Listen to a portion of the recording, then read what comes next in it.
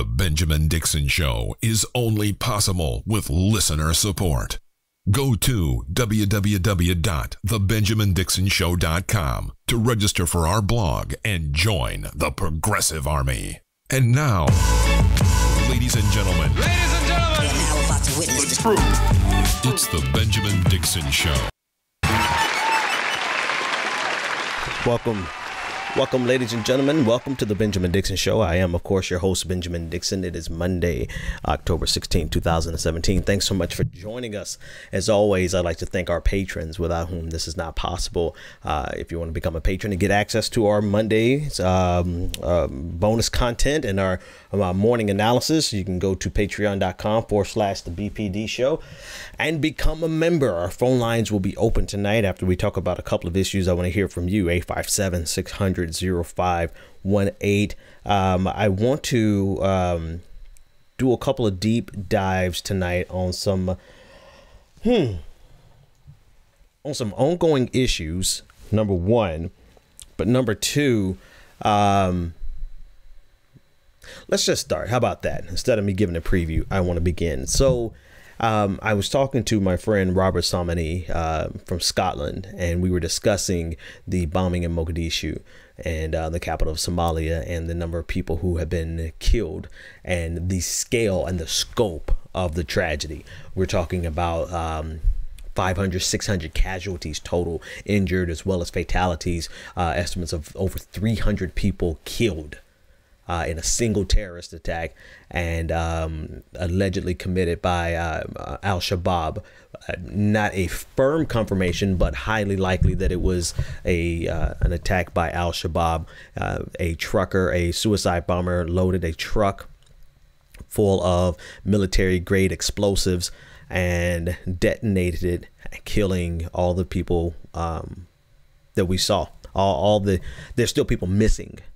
And this is what increases and magnifies the tragedy, is that the number of people who have been killed is very likely to increase. And because of that, it is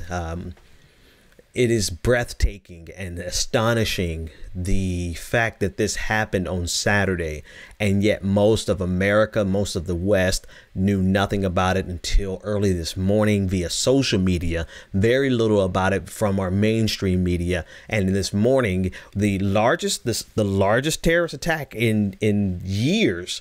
Hundreds of people hundreds of people dead, did not get coverage on the main pages of the New York Times and the Washington Post. Not initially. There's some coverage that was taking place that took place after the fact, but in terms of their initial headlines today, there was very little coverage. And it doesn't surprise me as much as it's still necessary for us to cover it. It's still necessary for us to expose the fact that there's very to little any interest in the pain that exists in the global South. Now, I had a colleague today who pointed out there are quite a few bombings that take place that we never even know about. But so many times when we see events like this happening in the global South and developing nations, what we used to call third world countries, when there's terrorist attack, we have no level of empathy or connection with these nations like we do when Nice was attacked, Manchester, when we have very little. And if I could segue really quickly in terms of perspective, I was talking to Robert, and he was telling me that part of this is twofold, right? One part of it is the lack of investment or the lack of coverage structurally in, let's say, Southeast Africa, Somalia, and bureaus, the lack of bureaus and media bureaus, right, there. And it's not as though it is not a significant hotbed of activity such that it would not warrant a bureau or journalists, because it is a hotbed of activity and a hotbed of militant activity and terrorist activity, but as well as countless stories And this is all going to connect in a second. Countless stories of American, and not just American, but for that matter, Chinese and Russian investment.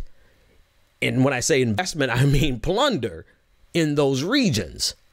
So there's plenty of stories. There's plenty of interest that should be there in terms of just the sheer violence that occurs there, because we all love, damn it. We all love disaster porn.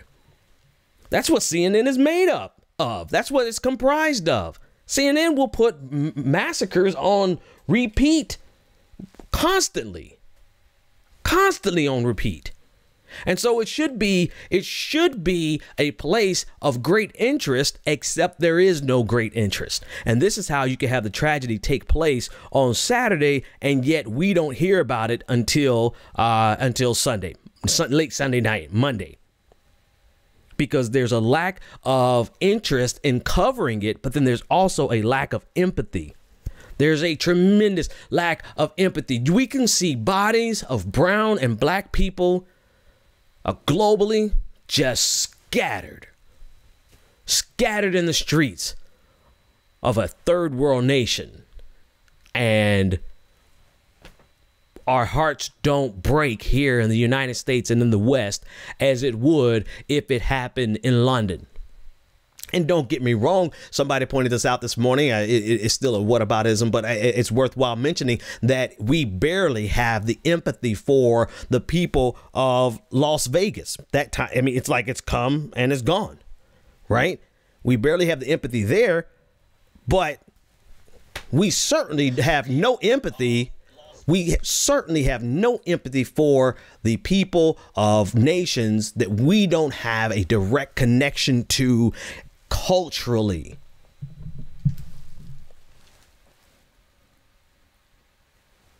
And that is a reality that it happens every single day. Every single day. Tragedy after tragedy. We barely, it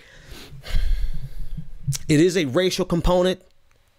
It is a cultural component, but there's also another component of it that I want to dig into. But we start to see an increase of interest based on the lightening of the skin. We don't have empathy for the people of Syria like we should. We don't have empathy for the people of Iraq. We certainly don't have empathy for people of Iraq, but that's a more specific reason. But we have some empathy. Like if they show us the right pictures, we can empathize. We can put ourselves in the shoes and wonder, and our hearts can begin to break for the pain that people are suffering in other nations. But there's a very specific reason we don't have this empathy here in the United States for a lot of third world countries. It's because, and in the global South in general, and when I say the United States in this context, I'm actually speaking of the West, Western civilization. The reason we don't have the empathy for the for the global South is because if we had empathy for them, would we allow the plunder and the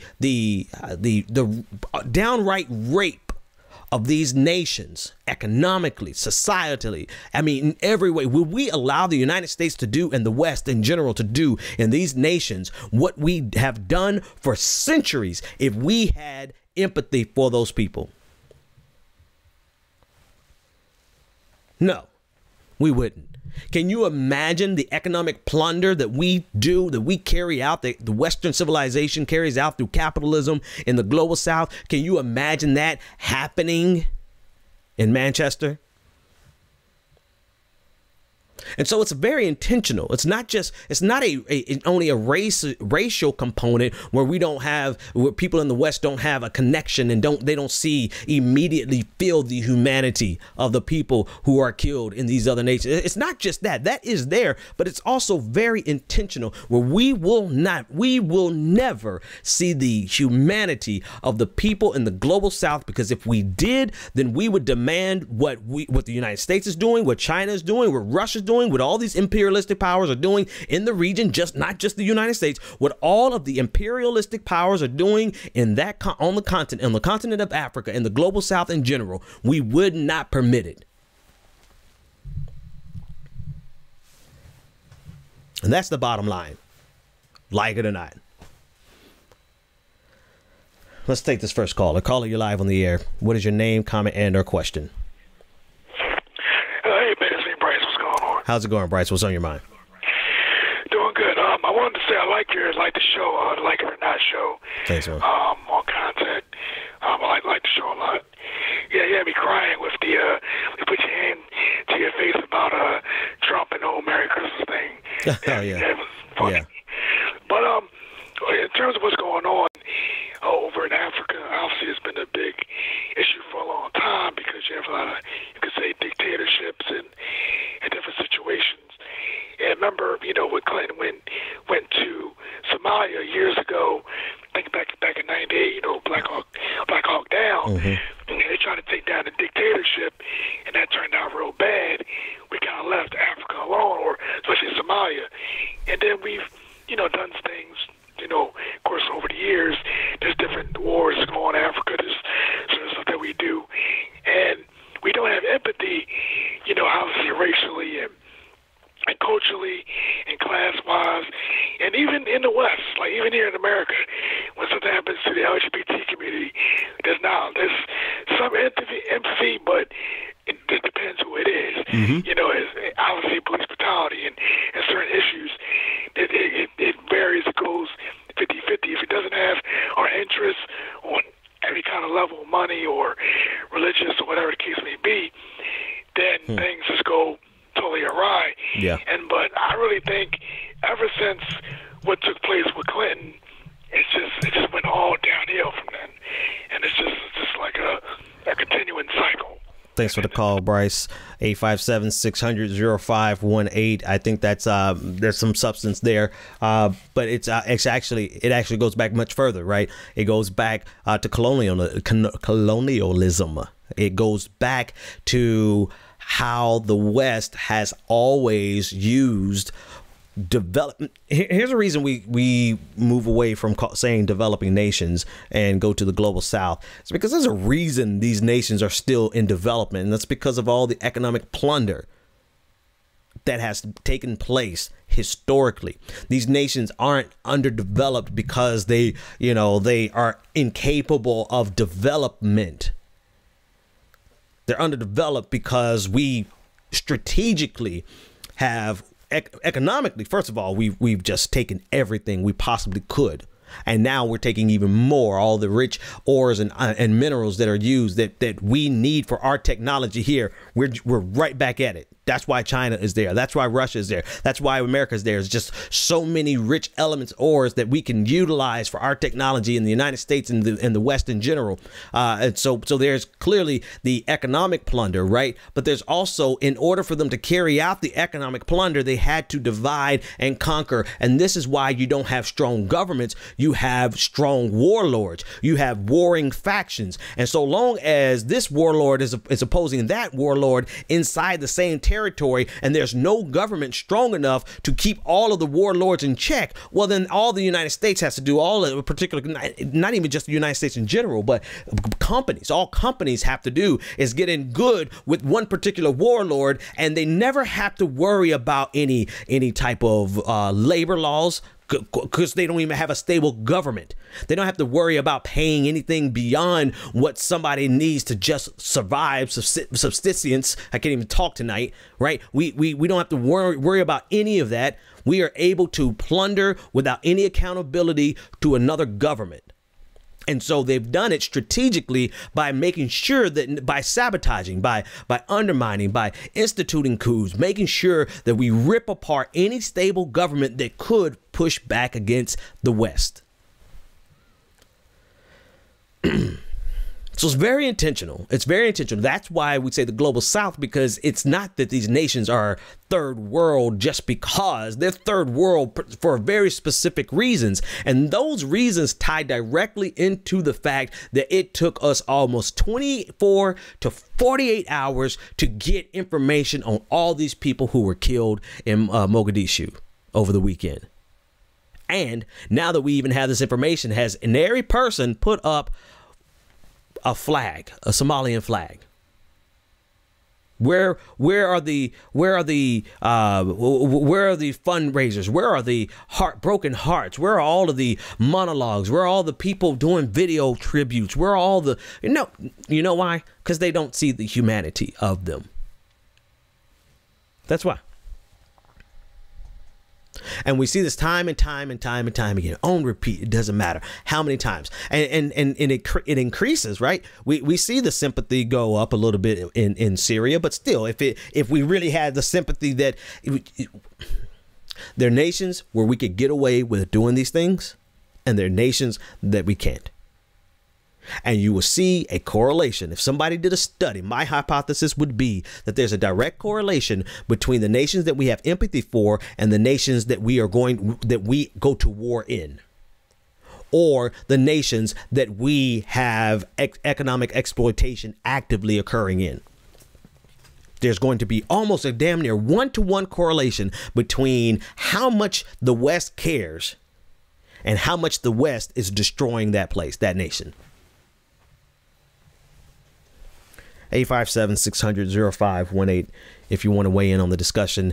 And it's particularly salient when we talk about the media, because the media, besides just complacency and laziness and the desire to simply, I don't know, get clicks because they don't think people are going to really care about the story, so they're not going to really cover. But besides all of that, besides them being an active tool of American imperialism, and besides the media being an active tool of the American war machine, and besides the media, besides all those things, they're still enterprising.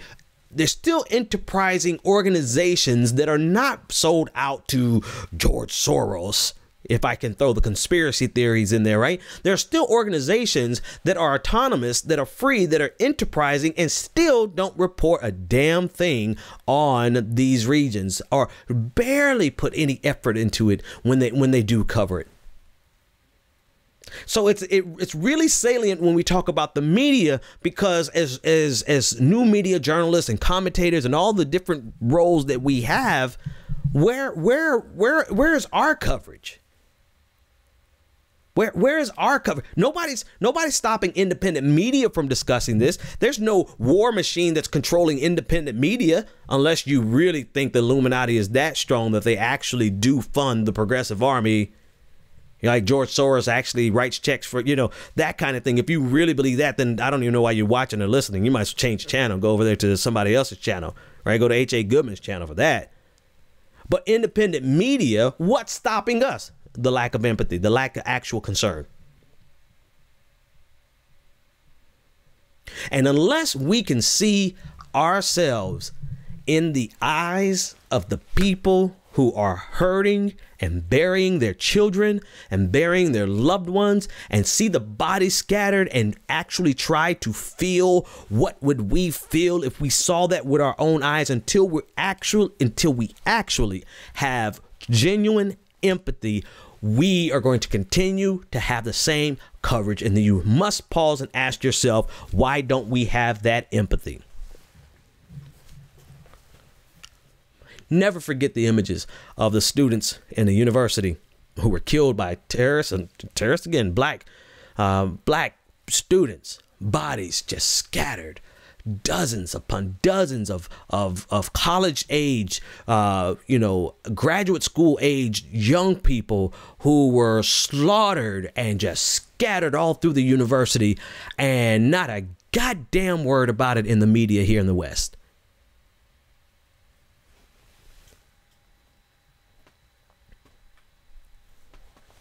That's because we don't care. When I say it's the lack of empathy, the bottom line is we don't care. We simply do not care. I get it. I get it from a structural governmental perspective of wanting to not get the population to care about a group of people because we need to continuously exploit them.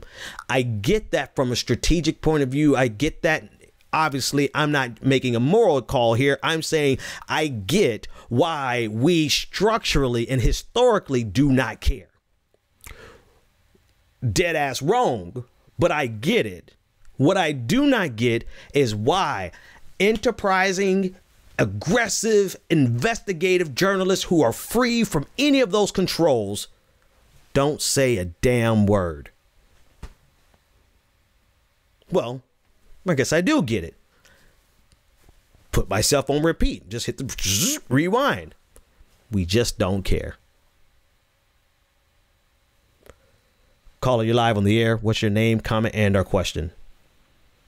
Hi, my name is Jem. And one thing I wanted to say is that some do care, and sometimes it's really dangerous. Like today I heard that the guy who helped write the Panama Papers scandal, broke that out, was killed in a bomb, in a bombing recently.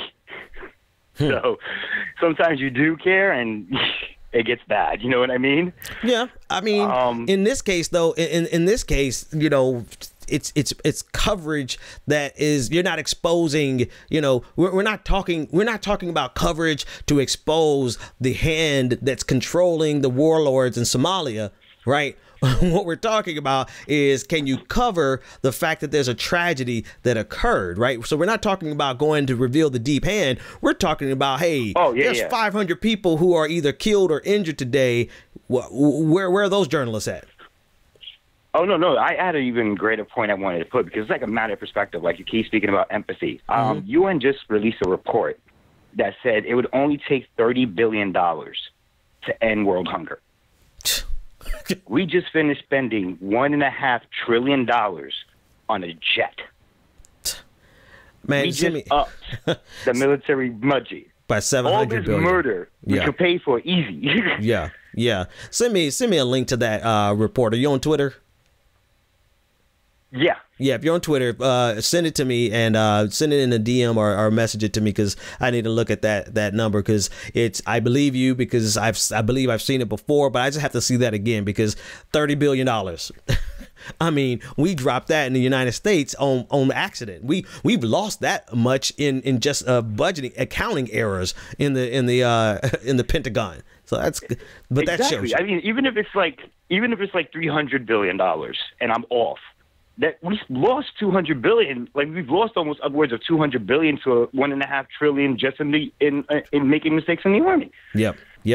Absolutely, man. Thanks so much for the call. 857-600-0518 if you want to weigh in on the discussion. That's absolutely true. That is another way where we show that we do not care, because we would rather waste $30 billion. All right, he's right. Even if he's off by a whole digit.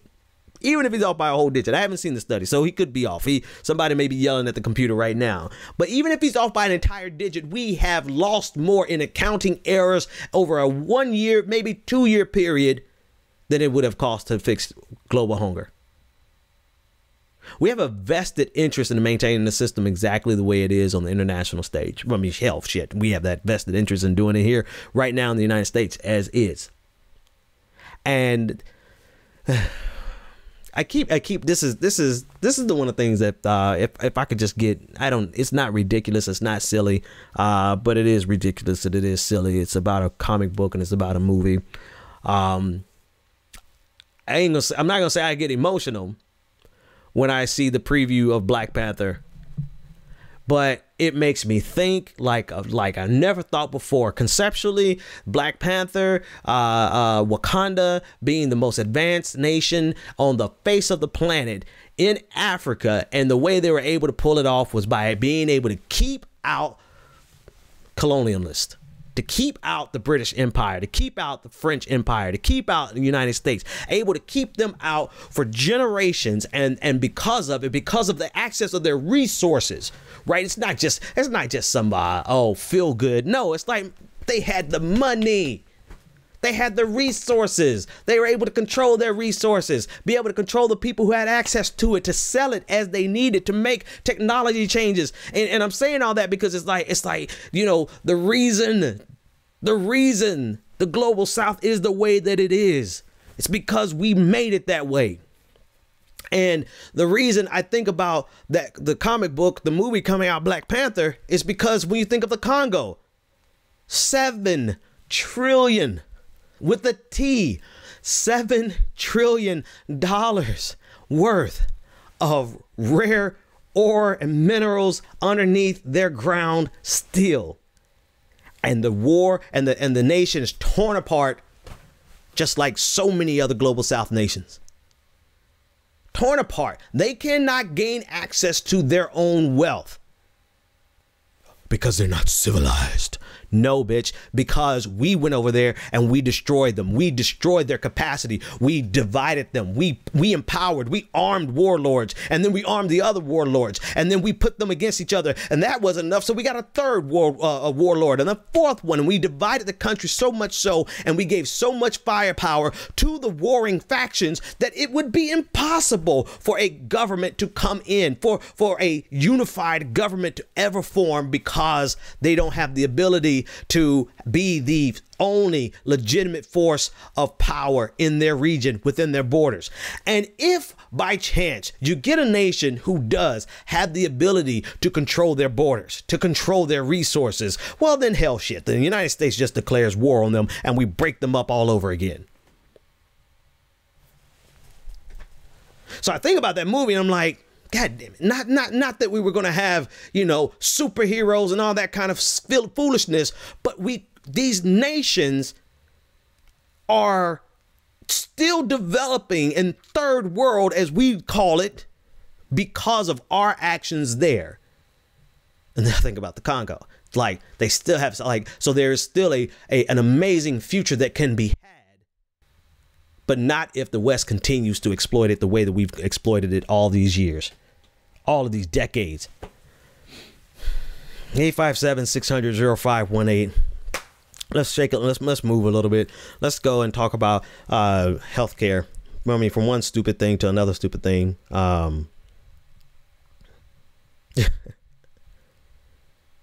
Yeah, I'm just pausing and reflecting on everything we've just said so far. It's crazy, as my colleague at Content would say. It's crazy. It is. It's absolutely obscene. It's obscene that we don't care. And it's obscene that if we ever started caring, we would not allow to continue what has always happened in those nations. 857-600-0518. All right. So over the weekend, Steve Bannon was at the Values Voter Summit, one of the most bigoted outfits. Anytime I say values voters, I must preface it by saying so-called values voters, or the erroneously named values voters, or the misnomered values voters, because these people have no values beyond hypocrisy and bigotry. That is what those are their values. Bigotry, fundamentalism. Okay, maybe that's a value, but you're a fundamentalist bigot. But so anyway, Steve Bannon was there. I mean, you guys do know who they are, right? Focus on the Family. Focus on the Family, who believes that homosexuality, forget about a woman's right to choose, and homosexuality is a mental disorder that causes harm to the individual and to the society, and that they should be converted. It's out there. So Donald Trump was there. Your president of the United States was there speaking this week. Steve Scalise, who was saved by a black queer woman, right? He was there speaking this week. And over the weekend, Steve Bannon's crusty troll looking ass was there. And I mock him because, one, he's not smart. He is cunning, but he's not smart. And I think it's important for us to realize, because sometimes I see people changing and making calculations about Donald Trump's strategy based on the idea that Steve Bannon has a master plan.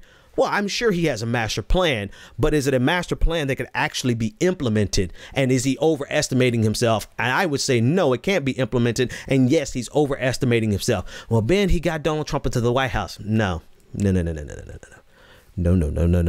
That's why we're going to talk about Hillary Clinton and Bernie Sanders in a few minutes. But Steve Bannon didn't get Donald Trump into the White House. We lost the goddamn White House. We lost it. Both sides.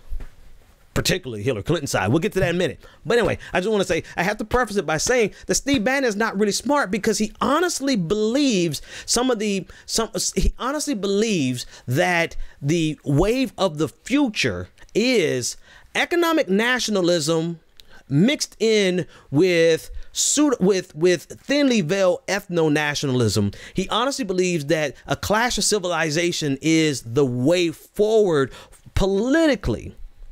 And he's missing two important things. Yes, they won the White House, and more importantly, we lost the White House, but Donald Trump's poll numbers are so atrocious, you actually have Republicans now considering, at least one, considering impeaching Donald Trump. So if your strategy is that robust, why is number two, I'm sorry, let me cut myself off. Number two, Donald Trump has not been able to implement any of his policies legislatively. Only thing he's been able to do is whatever he can get done with the power of the pen, which is why we're going to talk about this healthcare thing in a minute. So Donald Trump's strategy, if you're so brilliant, then why can you not even bring into control your own party?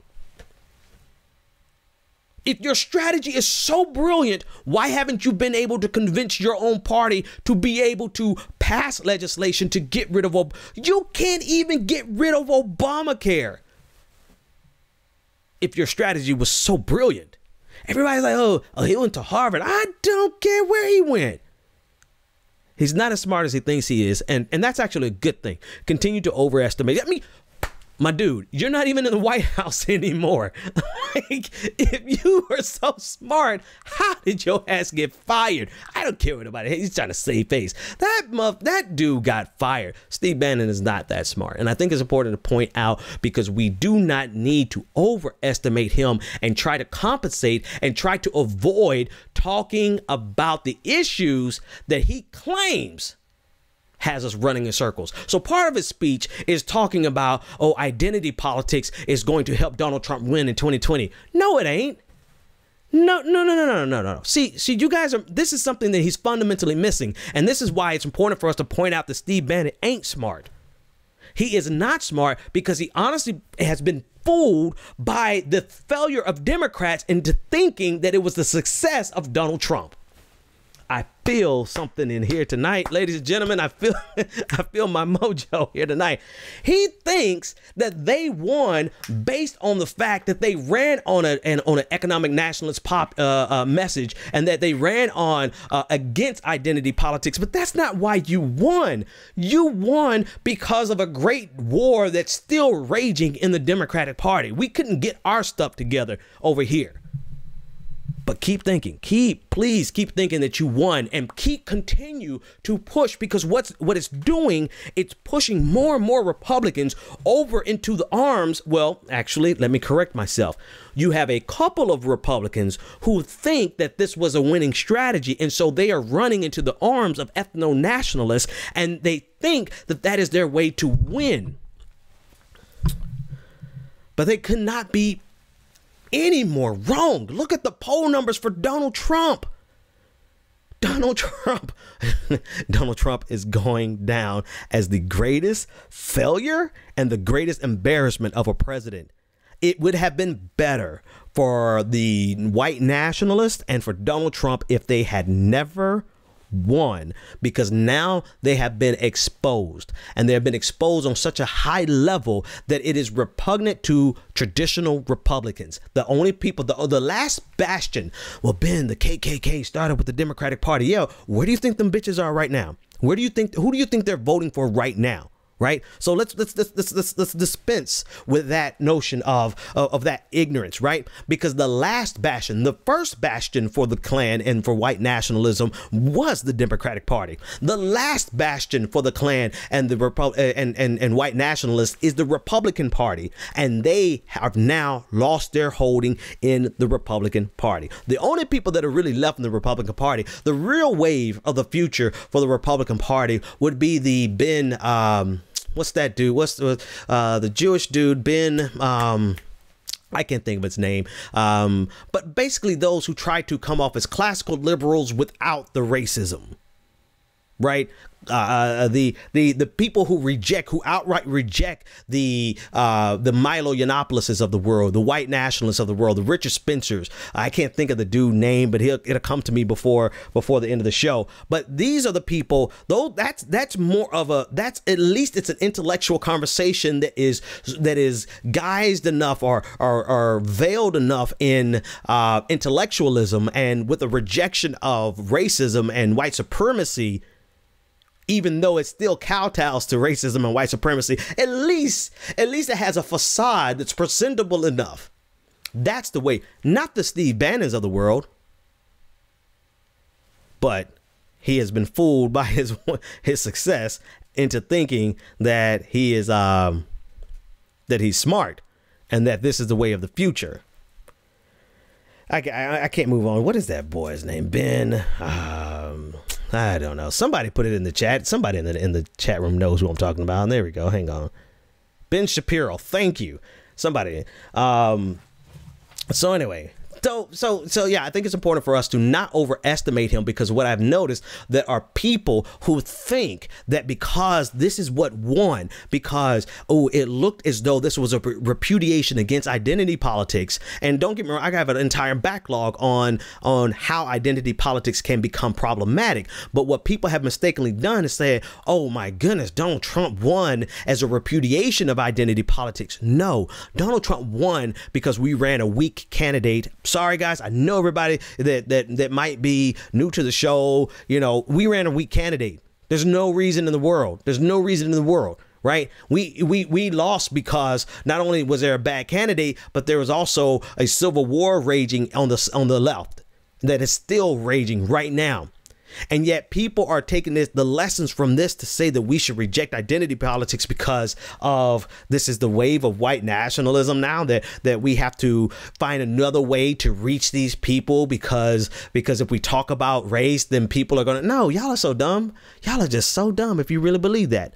Because look at the overall sentiment. Yes, you're going to have people who push back and still think that Colin Kaepernick should never have taken a knee. That's the easy stuff, right? That's the superficial stuff. But when we got to Charlottesville and you see all of the white nationalists and you see all the people who have attached themselves to Steve Bannon and Donald Trump, and you see the gross unpopularity of this president, you would realize that Donald Trump, can he win again in 2020? Absolutely.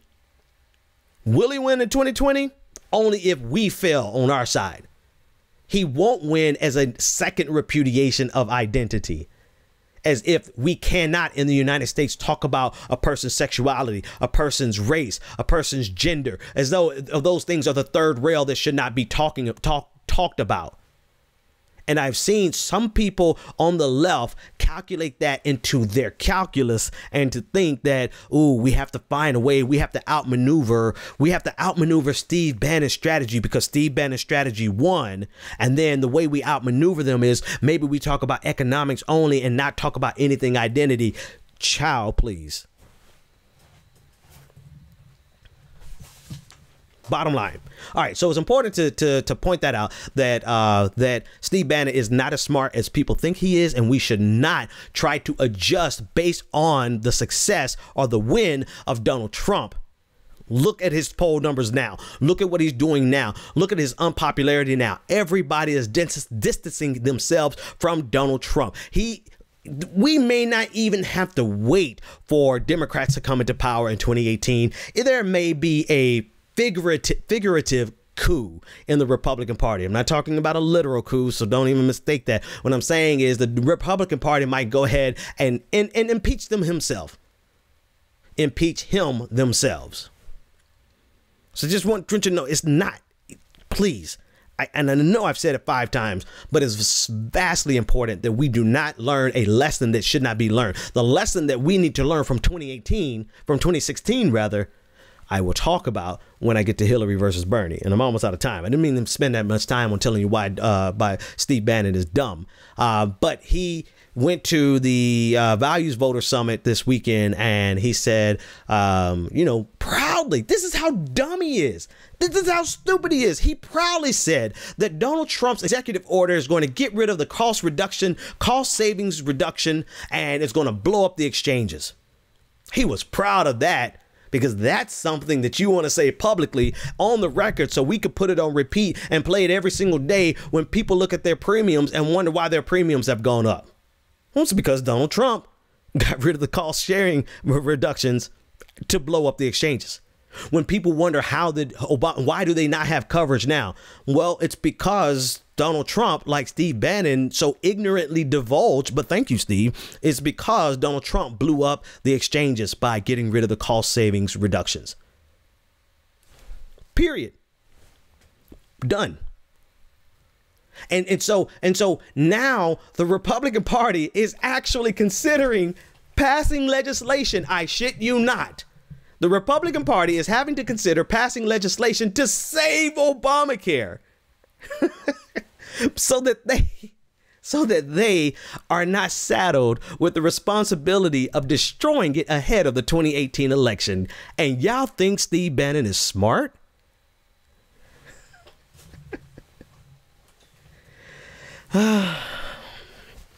I personally wish Steve Bannon had stayed in the White House. Because, well, actually, I mean, I guess it don't matter because Donald Trump is just as ignorant as Steve Bannon. So it's like dumb on top of dumb. You know, there are things that Donald Trump is able to do to hurt us right now. No doubt. He has the power of the pen. And one of the problems, here's a structural problem with Obamacare that I talked about on my on the news show tonight. One of the structural problems with Obamacare is that it was dependent on these cost savings reductions in the first place. I don't really care so much about the handout that it was, the quote unquote bailout or handout to health insurance companies. That's a philosophical difference that we could discuss. What I care about is that structurally it required the goodwill of either Congress or the executive branch. And by that, what I mean was they wrote and shout out to my producer, Max, for finding this, because one of the questions that jumped out to me is why in the hell, please somebody tell me, why in the hell is the executive branch issuing payments in the first place? That was my question. Why is it now in the purview of Donald Trump to be able to penalize Americans by cutting off payments from the executive branch? Why isn't this in the budget? Why isn't this a part of the ACA? It's something that needs to be approved and paid for by Congress. And then we're investigating, and my hypothesis was that perhaps they avoided giving it to Congress because they knew that if it was in the hands of Congress, then it would be back and forth every year. Every year there would be speculation as to whether or not these CSR payments were going to go through, right? So it was going to be volatile based on whoever is in charge of the House, right? Because they have the purse strings. And the reality is that the only option they had, because if you look at 2014, the Congress decided not to authorize payment of the CSR payments. So they ran into exactly that. And what did President Obama do? Well, there is somebody, and I want to know the story. This is going to be a great story for somebody to write, some journalist that actually has the time, because I don't. There is somebody who wrote this language in the Affordable Care Act to authorize the payments of cost savings reductions.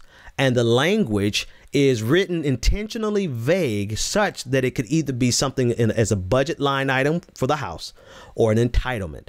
And if it was an entitlement, that was something that the White House, the executive branch, could oversee and institute. And I know I'm getting into the weeds a little bit, but the reason I'm getting into the weeds is because I need you to understand the structural problem with Obamacare. The structural problem with Obamacare, it was that these payments that make it possible for health insurance companies to give you low deductibles was dependent on either a benevolent House or a benevolent White House. And what do we have right now? Neither. We have neither a benevolent House of Representatives nor a benevolent White House. And so now we're stuck with a structural problem in Obamacare that will not be fixed until somebody who actually loves Americans get into office again. That is a fundamental flaw of Obamacare that is key to the legislation. And I put it like that because this is what Donald Trump has attacked. And yet it is another opportunity with everything else that Donald Trump has done with Obamacare. It has been yet another opportunity to demonstrate to the American people why we cannot continue with Obamacare. It is better than what we had. It is magnitudes of order better than what Republicans want to give us, which is shit. They don't want to give us nothing. But it is fundamentally flawed in the sense that if you get somebody in the White House like Donald Trump, they can destroy it with the stroke of a pen, one person. And I'm sorry, 1/6 of our economy should not be dependent on the stroke of a pen of one person and depending on whether or not they're kind and they actually care. Neither should it be dependent on the whims of who's in control of the House of Representatives. So this is just one of several structural flaws that, and I'm assuming that there was an assumption, and what this is going to take us right to the Hillary conversation. I'm assuming that there was an assumption that Republicans weren't going to win again in the White House. So if we got a shitty Congress, then at least we'll have remember all those articles why Republicans will never win the White House ever again? I think there was an assumption that the Democrats would have at least have the White House if they don't have the House. And that was a bad assumption. And this is where we are. And this is how we are. So now, what is the result? Well, the result is that the U.S. government by law is going to have to pay out to cover the increases in the premiums because people's premiums are going to go up. But the United States government still has to pay out these tax subsidies in order to these rebates to cut down the cost of the premiums.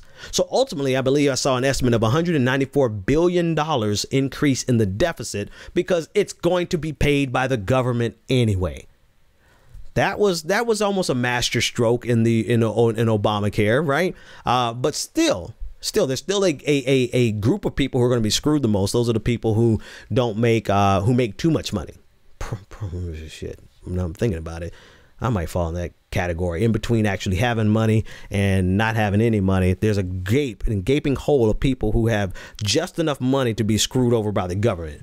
And those are the people who are going to be hurt. Everyone else, they're going to still get their premiums reduced and the government's going to pick up the tab. Here's the other thing that's going to happen. It's going to destabilize the markets. It's going to destabilize the exchanges. And more than likely, it's going to be the linchpin that pulls apart Obamacare. But you know what else that this is going to do? It is going to expose to all the people involved why we need a simplified program, one that already has been tested, tried and true, that does not have all the hurdles or all the opportunities for a nefarious government regime like the Trump regime to get in there and to destroy health care for everyone. We need Medicare for all. And I think if we begin to convince the rest of the Democrats and show them how this is exactly why, it's not just a philosophical thing, right? It's a very practical thing, because even if we win in 2018, Donald Trump will still be in the White House, so we can't legislate the CSR payments. Even if we win in 2020, it's a possibility that the House will still be underneath control of the Republicans, so we can make the payments, but that from the executive branch like Obama did. But that doesn't mean that we're going to have a Democratic president in 2024 or 2028. And so we'll always be forever playing this cat and mouse game of, is there somebody in power who wants to take care of Americans? If so, you have insurance. Is there somebody in power who wants to screw Americans? If so, you don't have insurance. And we need to fundamentally show the Democrats on this side of the equation, and some Republicans, maybe, we need to get them on one accord and say, yes, Obamacare was progress, but this right here is exactly one of the #1 reasons why it is not sufficient. Not because we don't like Obama, not because we don't like Nancy Pelosi's work on it, not because of anything else. All these hurt, people are going to have hurt feelings. No, but because it is fundamentally dependent on at least this one core component, a critical component, is fundamentally dependent on the benevolence of our leaders. And we're not always going to have benevolent leaders. We are going to have leaders who are going to strategically try to find a way to destroy every safety net, even if it means, like the Associated Press is saying, that 70% of the people who are going to be hurt are from states that voted for Donald Trump. So even if it means hurting their own constituents, well, they're committed to their worldview of you don't get anything, no matter what you pay in taxes. All right, 857-600-0518. We don't have much time. Let me close. Let's talk about this last thing. As I said before, we did not lose. I'm sorry, Donald Trump did not win. Donald Trump did not win. We lost. I say we lost because even if you didn't want Hillary Clinton and you're progressive and you did want Hillary Clinton, well, you know, we still lost. For a generation, we're going to have to deal with the Supreme Court appointments of Donald Trump. We lost. We're getting ready to have to. He got rid of. They're getting ready to get rid of the blue slips in the Senate. So there's really no way for us to block all of his radical judicial appointments. We lost. He's getting ready to decertify or he has decertified, which is the first step in completely undoing the Iranian nuclear deal. We all lost. He's getting ready to try everything he can to sabotage any back channel conversation with North Korea, getting ready to set the stage for another conflict with North Korea. Or not another, but a conflict with North Korea. We all lost. And you know, yeah, tonight I'm calling names. And then Zed Jalani, whatever the hell his last name is, over at The Intercept, when Donald Trump decertified the Iranian nuclear deal, the first thing he does is bring up some articles showing that Hillary Clinton's foreign policy sucked too. Well, no shit, Sherlocks, across the board. We know how bad Hillary Clinton was, but are you saying that Hillary Clinton was going to decertify the Iranian nuclear deal and take us one step closer to having to have a conflict with North Korea? Because if you're not saying that, then shut up. If you are saying that, then that's a pretty bold assertion that I would like for you to come and debate with somebody. Please come and show us that Hillary Clinton was going to do the same thing that Donald Trump did on Iran or North Korea. Hell. Come on, I mean, show me, because otherwise you are playing to the same divide that helped us to lose.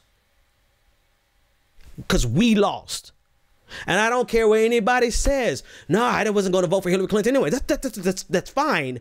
But your worldview lost. Our worldview lost. Our hopes for anything progressive lost for a generation. Only thing we stand a chance on making progress on is Medicare for all, because he is so crazy, so fixated on destroying Obamacare that every quarter since he's been president, we've been able to have the conversation as to why Medicare for all is important. But it's not going to happen first without him completely. 1 million people are getting ready to lose coverage right now because of the executive order that he signed last week. We lost. And so it benefits nothing except for individuals' egos to continue to relitigate the primary that we and the election for that matter, but particularly the primary that we all lost. No, we should not have run Hillary Clinton. Yeah, I mean, come on. Like, I'm not dishing this out I'm not punching left. I'm punching left and right. Because I guess it is punching right when you talk about neoliberals. I'm punching left and right. No, we should not have run Hillary Clinton. We all lost, though. Yes, it was their fault for not campaigning in Wisconsin, campaigning sufficiently in Pennsylvania, or even putting enough money in Florida to black outreach. Yes, it was their fault. No, it wasn't. I mean, it's still, Hillary Clinton's out here talking about it was Russia was like 9/11, was a digital 9/11. No, the hell it wasn't. Hillary lost. Hillary lost this election. But we all lost. And I think I have to drive that home, because people don't realize, people still think that we have a ground to stand on when we could say, oh, I wasn't going to vote for Hillary Clinton anyway. I didn't lose. No, bitch, you lost. Can I explain why? Or have I explained sufficiently? Because everything that's important to us is under attack. Every issue that's significant to us is under siege. Black Lives Matter, LGBTQ rights, a woman's right to choose. Mike Pence, an article in the New Yorker. If Mike Pence happens to get in there, Mike Pence is aiming to, I mean, even if we get rid of Donald Trump, Mike Pence is aiming to overturn Roe versus Wade. We all lost. So please tell me why the same people who helped all of us to lose are still out there litigating the same damn arguments that are never going to be solved.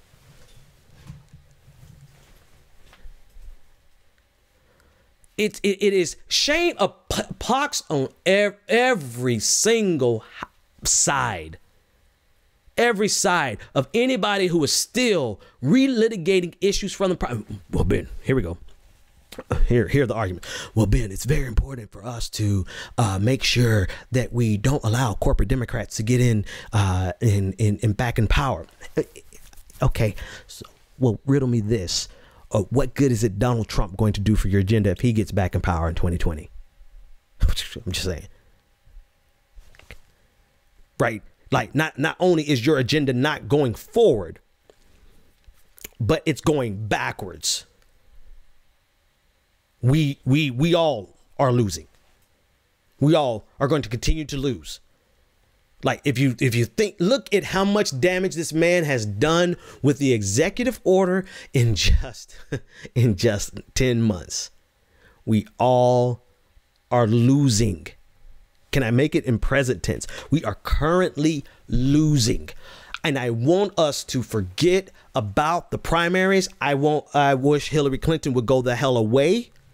If Hillary Clinton would go away, I would be willing to say, Bernie, just take a step back, man. I love you. I love your work. I love what you do. But be like Obi-Wan Kenobi and be in the background and train up some new Luke Skywalkers so that if we can get rid of Hillary and we had to get rid of Bernie, I would say peace be unto both of you. Go. Just go. Just go away and let somebody else and let somebody's plural else step up front, because both of them are too polarizing. It's justified or not. I think this is what people miss on my side of the equation. Yes, I'm a Bernie bro. Yes, I've been labeled, but I mean, I've been called everything. I've been blocked by more Hillary Clinton supporters than probably all of you listening to me right now combined. I've been blocked by them all. Right. So, you know, my Bernie credentials and my progressive credentials, I've got all the baggage to show for it. Right. But Bernie Sanders, rightfully or erroneously, is too polarizing for us to move forward together. And Hillary Clinton has just lost her damn mind. So we would benefit if we could just move forward without having to talk about either one of them. The good thing about Bernie Sanders, though, is that he can still get his work done because he's in the Senate actively working. But we need some new faces in the front, man. We got to have some new faces in the front because we just time out. It's time out. I dream of a day when it could be progressives versus neoliberals. That's the Overton window that we need in the United States. Forget about this insanity that is the Republican Party. The insanity that is the Republican Party needs to fall off the face of the earth and be relegated to the dregs of society because they are batshit crazy. And I dream of a time where the Democratic Party, the corporate Democrats, represent the right wing of the United States of America, because, I mean, that's pretty much how it is in the UK. Right? That should be the Overton window. That is what I want. That is what most of you enjoy arguing now. But you're arguing that now as though we're not in the fight of our life for a generation against the most rabidly insane. I don't even have enough adjectives and modifiers to describe the insanity that is the Republican Party right now today. So some of you guys are fighting, like, you know, I guess the meme is like, you're fighting in 2017, Ben, but they're fighting in 2020 in 3017 or whatever. You're fighting in 2017, Ben, but they're fighting in 2047. Well, you know, that's a cute meme, but that's not how this really works. We have to fight the fight that is presently in front of us. And we're not making. Here's the deal. If you really were about this fight, then you would take that fight that you're still having on social media. I got to call out some more names. I'm sorry. Nomiki Const. Hey, I love Nomiki. She follows me on Twitter. I follow her on Twitter. I'm in some DMs with her.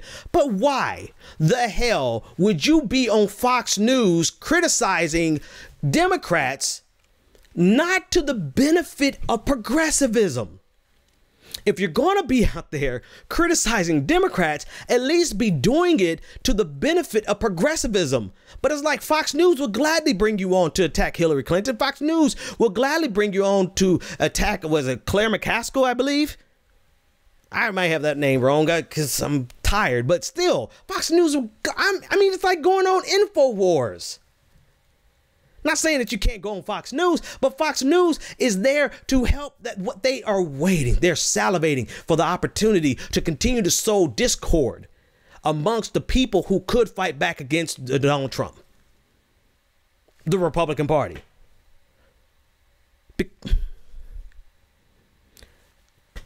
Y'all don't have to take my word for it. Shit, I honestly don't care if you agree with me or not on this one, but a pox on every house that is still relitigating this primary. And I think the thing is that we got exceedingly efficient at doing it on both sides. Both sides are exceedingly efficient and precise in how they can attack each other with this infighting. They're flawless with this stuff, man. We know exactly how to rip apart a neoliberal identity politics, neoliberal multiculturalism. We know precisely how to rip that thing apart and throw it back in their face with 30 tweets. You know what I mean? And we get 1,000 retweets and all that good stuff, and we feel accomplished. Shit, I'm one of the premier. Go check my backlogs. I know how to do that shit. And they know exactly how to play their game against us. And who wins? Who wins? That's the question. Okay, you're tired of me telling you, you're tired of me punching left or punching to the neoliberal center. Tell me something, Sway. Who won? Who's winning?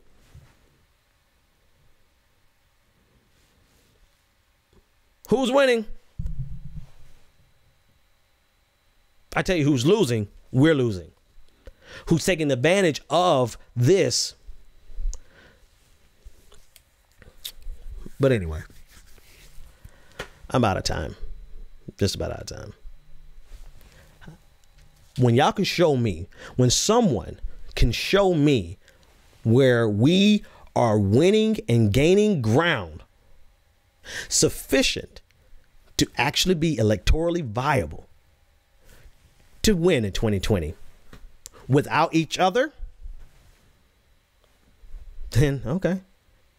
But Ben, Bernie Sanders is the most popular politician in the world. Okay, yes, you know what? He is very popular. I get it. But Bernie Sanders can't.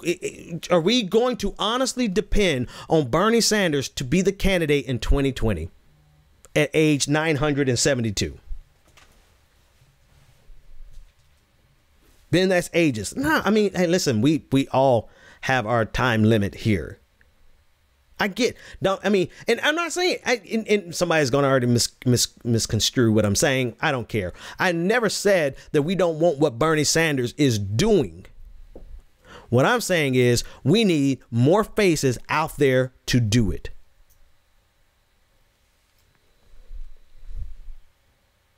The entire thing with the Women's March, man, that was so unbelievably stupid. It was ridiculous. It was ridiculous from almost every perspective and every angle. I'm like, you've got to be kidding me. Why is this even a thing? You know why it's a thing? Because they have become efficiently proficient at doing that with Bernie Sanders. And at some point, you just got to say to yourself, this person is too easy of a target. And if we really strategically want to win, we got to put somebody else up. And here's the next question. I have two questions for you. Show me how either side, Hillary side or Bernie side, how we've won. I could show you more than what we've lost than I think anyone could show me what we've won. Don't bring me no, we won a social media argument. I got more retweets than they did. Not only can people not show me how we won, either side, Hillary side or Bernie side, I'm talking everybody the same right here.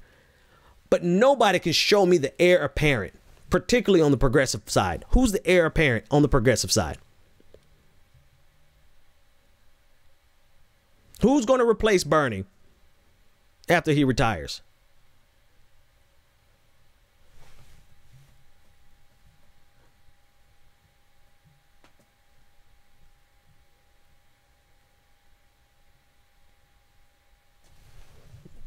I'm waiting.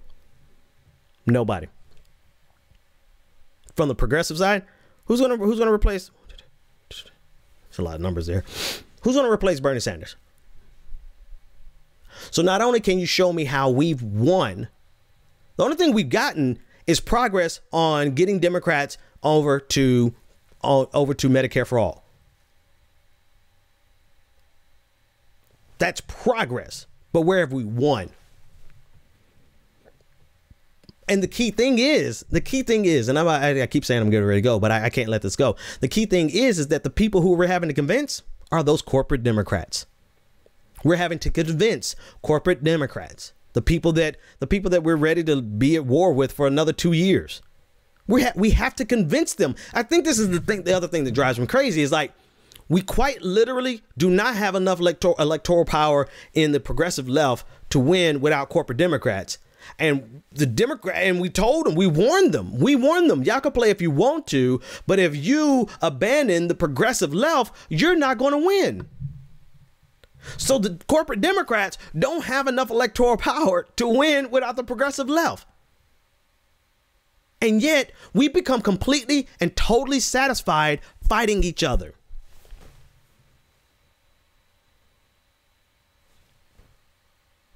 We're never going to get Medicare for all without corporate Democrats. Ben, we're never going to get it with them. Well, I don't know that. You know why? Because you even changed Cory Booker's mind. Well, yeah, it's just a fake. It's a facade, Ben, because they just want to get our votes. Well, you know what? If somebody wants to go, who is it? If Michael Brooks said this. If somebody wants to pretend as though they're on my side, that's a win for us. We've created these perfectly cyclical, this feedback loop of arguments that are satisfying because we get to relive it. We are forever the football player who's reliving their heyday of the glorious touchdown that they won back in the day. And that glorious touchdown for us is a series of arguments that we've won over and over again on both sides, progressives as well as neoliberals, Hillary versus Bernie. And we're still arguing the same arguments over again. If one more person retweets in my timeline over whether or not Hillary Clinton was a racist because she said super predator, or whether or not that it was something that black people actually wanted, and all the arguments for both sides, I'm gonna just like fucking pull the little hair out of my head, because it doesn't matter. It doesn't matter.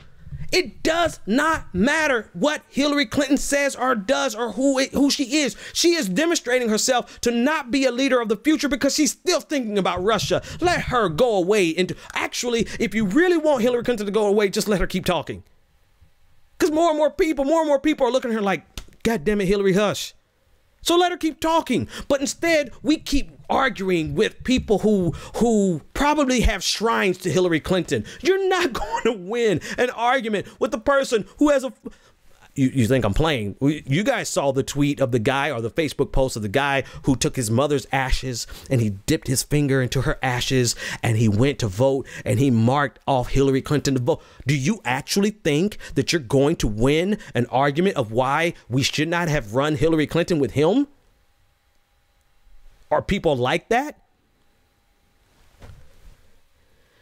The arguments are futile. They're not beneficial. It's not going to move the ball forward. And we, in the midst of Rome burning, Rome, representing anything progressive that we ever wanted to accomplish, it's on fire right now as we speak. That's all I've got for tonight.